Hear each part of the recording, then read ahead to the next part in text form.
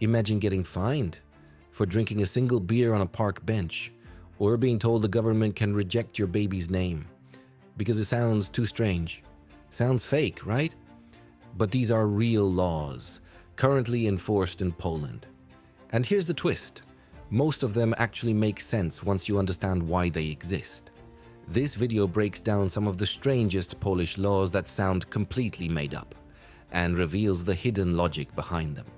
Some will surprise, some might annoy, and a few might completely change how everyday life is viewed. Start with something deeply personal: naming a child. In many countries, parents can choose almost anything, creative, unusual, even absurd names. But in Poland, that freedom has limits. The law requires that a child's name must clearly indicate gender, not be offensive or ridiculous, fit within linguistic norms. So, no naming a child Dragon or fictional superheroes.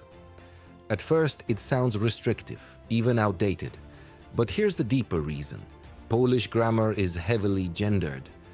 Names aren't just labels, they shape how language functions in daily communication. A name affects official documents, school systems, and even how others speak to that person. Without these rules, confusion spreads quickly. Now here's something interesting. There have been real cases where officials rejected names and parents had to appeal. Sometimes they win, sometimes they don't. So the question becomes, where's the line between individuality and practicality? And that tension shows up again in the next law. Picture this: a warm summer evening, people relaxing in a park, someone opens a beer and suddenly risks a fine. Public drinking laws in Poland are strict. Alcohol is banned in most public spaces unless explicitly allowed. To outsiders, it feels excessive. But zoom out for a second. Poland has a long and complicated relationship with alcohol.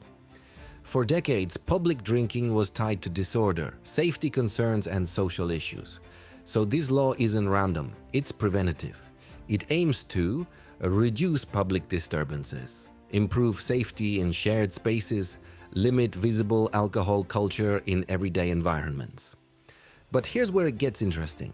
Some cities are starting to create designated zones where drinking is allowed, so the law is evolving.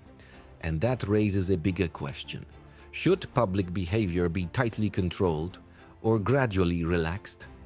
Hold on to that thought, because the next rule takes control to a whole new level. Imagine owning land. There's a tree in the yard. It's old, maybe damaged, maybe just in the way. Cutting it down seems simple, except it's not. In many cases, permission from local authorities is required before removing a tree, even on private property. Sounds unbelievable. But here's the logic. Trees aren't just personal property. They're part of the shared environment, affecting air quality, biodiversity, and urban ecosystems. A single tree might not seem important, but multiply that across thousands of properties. And suddenly it matters a lot. There have even been high-profile cases where illegal tree removal led to massive fines. So this law raises a deeper idea. Where does private ownership end and public responsibility begin? And that same question appears again, this time in something as simple as a Sunday.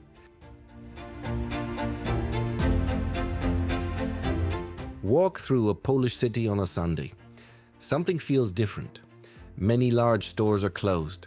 Shopping centers are quiet. For anyone used to 24/7 convenience, it's almost surreal. This comes from Sunday trading restrictions, laws that limit most commercial activity on that day. Why? The reasoning combines worker rights, cultural traditions, religious influence. Supporters say it protects family time and prevents burnout. Critics argue it limits freedom and economic activity. But here's the real tension. Modern life moves fast, but traditions move slowly, and Poland sits right at that intersection. So the question becomes, Should society prioritize constant availability or protected time to pause? Because the next law shows what happens when everyday behavior crosses a line.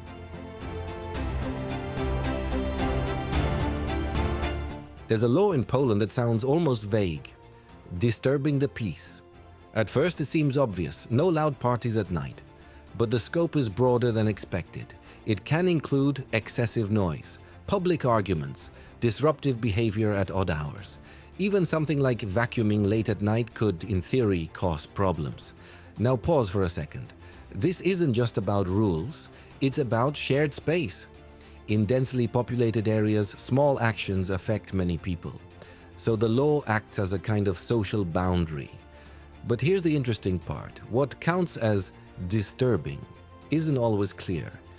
It depends on context, interpretation, and sometimes neighbors, which makes it less about strict enforcement and more about balancing personal freedom with collective comfort. And that balance gets even more serious in the next law. Freedom of speech is often seen as absolute, but in Poland there are legal limits, especially when it comes to insulting the nation, offending religious feelings. These laws can sound shocking. Can words really lead to legal consequences? The answer is yes, but context matters. These rules are designed to protect national identity. Cultural values, religious traditions, and Poland's history plays a major role here. After periods of occupation, conflict, and political pressure, identity became something deeply guarded. So these laws reflect that sensitivity, but they also spark debate. Where is the line between criticism, expression, and offense? It's not an easy answer. And that tension shows up again, even in something as simple as crossing the street. In many places, crossing an empty road feels harmless. No cars, no danger, just walk. In Poland, that can still lead to a fine. Jaywalking laws are strictly enforced, especially if it creates potential risk. And yes, people do get fined regularly. At first, it feels overly strict, but look closer. These rules are about predictability.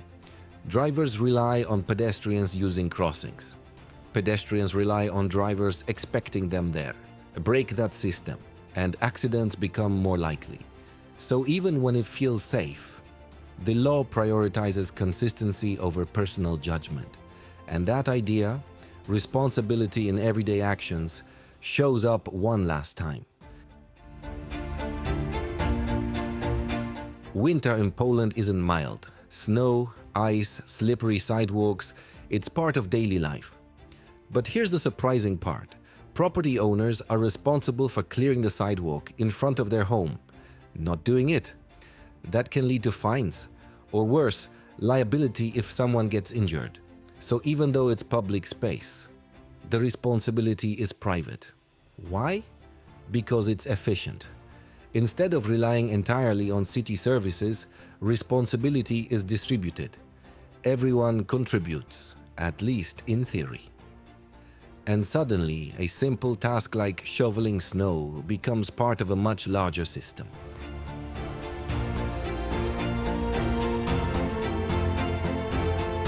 So here's the bigger picture. These laws might sound strange at first, but almost all of them come from the same place: balancing individual freedom with collective order. Some prioritize tradition, some focus on safety, others reflect history and cultural identity. And whether they feel reasonable or restrictive often depends on perspective. Now the real question: which of these laws actually make sense? And which ones feel outdated? Drop a comment with the most surprising one. And if this kind of deep dive into Polish culture and everyday life is interesting, hit like, subscribe, and share this with someone who thinks laws are always logical. Because clearly, they're not.